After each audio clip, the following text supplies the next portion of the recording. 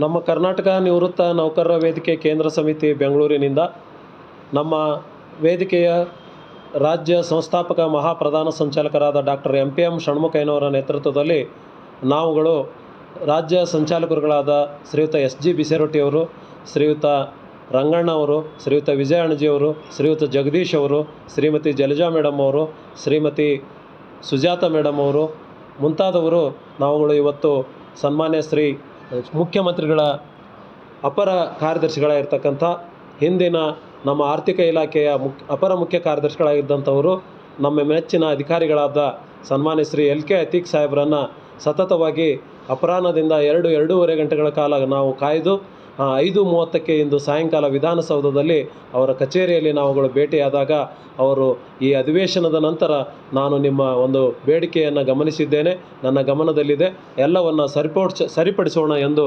ಬಾಂಧವ್ಯದ ನಗುನಗುತ್ತಲೇ ವಿಷಯವನ್ನು ತಿಳಿಸಿದ್ದಾರೆ. ಬಾಂಧವ್ಯದ ಒಂದು ಖುಷಿ ವಿಚಾರವನ್ನು ನಮ್ಮೊಂದಿಗೆ ವ್ಯಕ್ತಪಡಿಸಿದ್ದಾರೆ.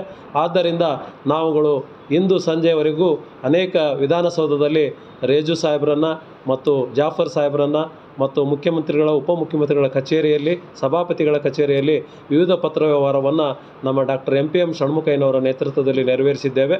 ನಾಳೆ ಬೆಂಗಳೂರಿನ ವಿಧಾನಸೌಧದಲ್ಲಿಯೇ ನಾವುಗಳು ಮುಖ್ಯಮಂತ್ರಿಗಳು, ಉಪಮುಖ್ಯಮಂತ್ರಿಗಳು, ಮಾನ್ಯ ಉಭಯ ಸಭಾಪತಿಗಳು ಹಾಗೂ ಮುಂತಾದ ಅಧಿಕಾರಿಗಳ ವರ್ಗವನ್ನು ನಾವು ಮುಂದಿನ ಒಂದು ನಮ್ಮ ಅಹವಾಲನ್ನು ಅವರಿಗೆ ಪುನರ್ ನೆನಪು ಮಾಡಿಕೊಡುವಂಥ ಮನವಿ ಕಾರ್ಯವನ್ನು ಮಾಡ್ತಾ ಇದ್ದೇವೆ.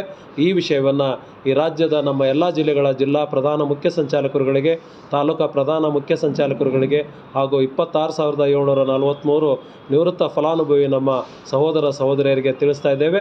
ನಮ್ಮ ನಡೆ ಹೋರಾಟದತ್ತ, ಬೇಡಿಕೆ ಈಡೇರುವವರೆಗೂ ನೀವು ವಿಶ್ರಮಿಸದಿರೋಣ. ನಮ್ಮ ಬೇಡಿಕೆ ನಮ್ಮ ಹಕ್ಕು.